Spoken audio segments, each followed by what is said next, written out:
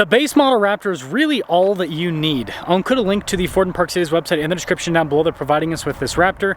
I'll also include a link to my car buying guide. Let's get into it.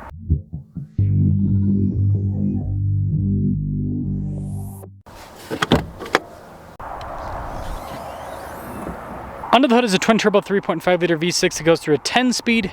Fuel economy is 14 around town, 18 on the highway, with power outputs being 450 horsepower and then 510 pound-feet of torque.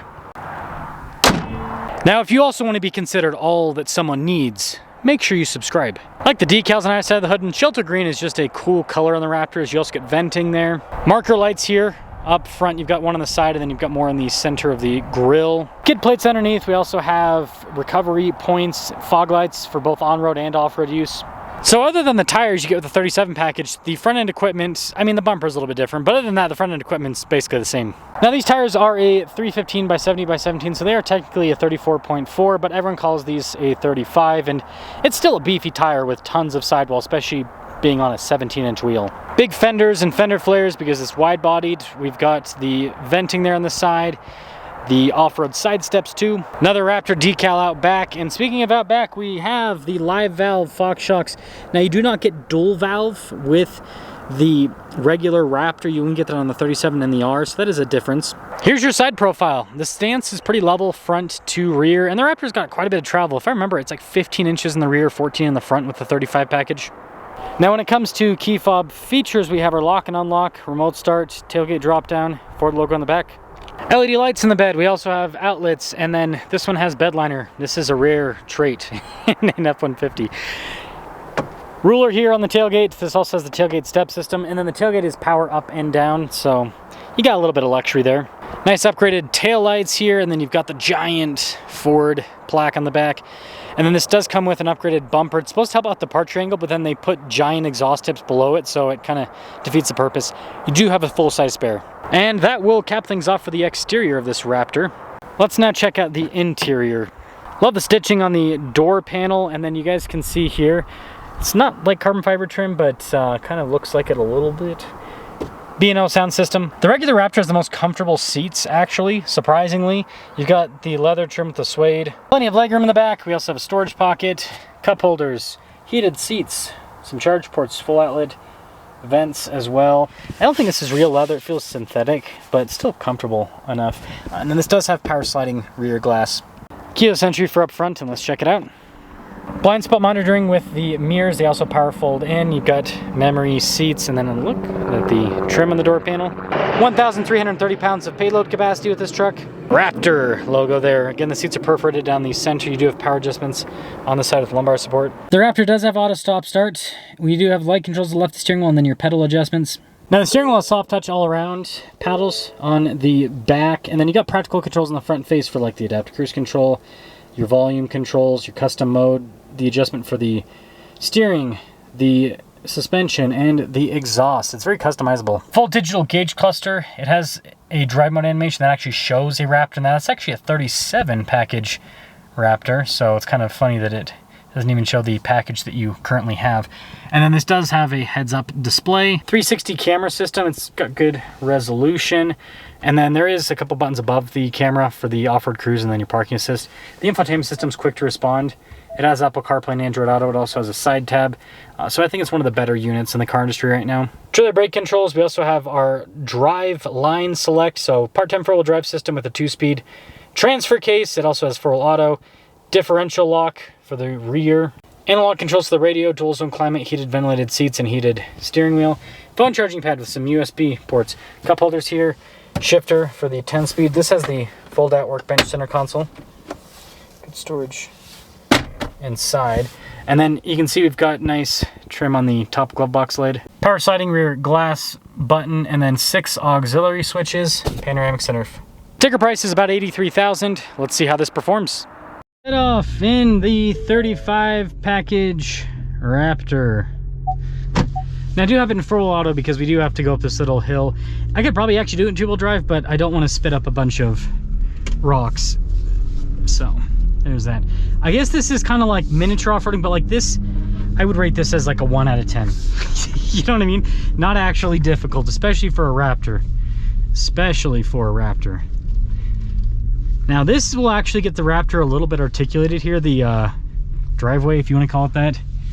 I actually don't even know if this is the way you're supposed to go in or not, but it's the way that I used. So you can see we're tipping to the side here a little bit.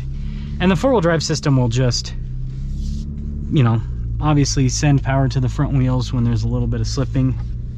But yeah, these things articulate amazingly well because they have so much yes, I know I have no fuel. Because they have so much wheel travel, that means you have tons of flex. The thing I've always said about Raptors is if you can fit down an obstacle, you're likely to be able to go down it. That's the limiting factor with the Raptors. It's not the articulation, it's not the grip, it's the size of the truck. It's over 80 inches wide and it's over 230 inches in length. But like, yeah, there's tons of videos of people rock crawling these things and it's pretty crazy. And I did a little bit with mine. I ripped off one of my fender flares. It was okay. It's all part of it. Now the V6, if you get the 35 package, feels powerful and smooth, and it's great. Now obviously, like I've said in the past, don't drive the V8, because as soon as you drive the V8, you're gonna like only want the V8. But if you just drive the V6 in isolation with 35s, it's quicker than the 37 package, and this is more than comfortable enough. They do acoustic glass up front now with the Raptors, so that double pane glass does help out a bit with the wind noise. You're still gonna get a little bit of noise, but it's not bad at all. And the truck's incredibly smooth. Again, coil sprung front and rear. Even though it has a solid axle in the back, it still is very comfortable. It's, you know, got some noise, but it's relatively quiet. On the highway, you're gonna get a little bit more wind noise kind of on the pillars and everything. But yeah, it's luxury. I mean, this is one of the most comfortable vehicles that you can buy in terms of the drive, especially for a body on frame vehicle. And this is why people love full-size pickup trucks, because they're capable and durable, and then they drive very luxuriously, especially the Raptors. Who needs an S-Class when you have a Raptor? Seriously.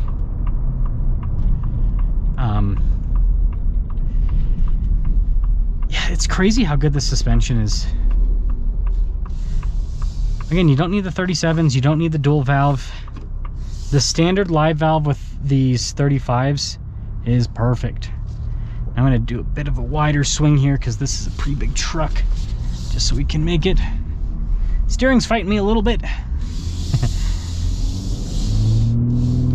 And obviously you've got the trombone exhaust, so like if I put it in Baja mode, it's a little bit louder. I think it's loud enough to kind of make it sound a little bit nicer, but it's not offensively loud.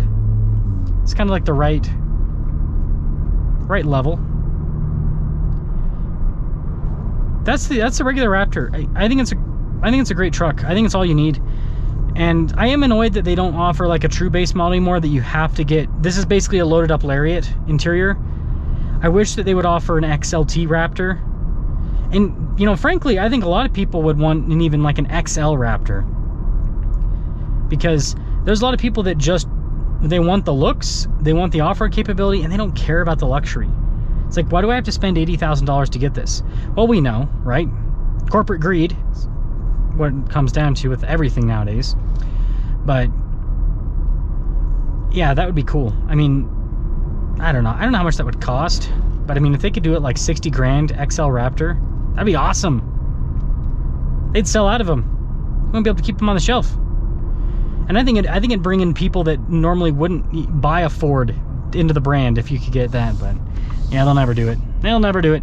So that is the base model Raptor. Drive one of these first, and if you like how this drives, just buy it.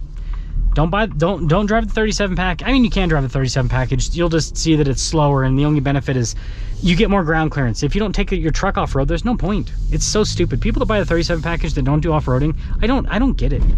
It's just dumb. It's just a waste of money. And then the R, like I said, don't ever drive it, because if you drive it, you're going to be spending minimum 116 grand, probably more.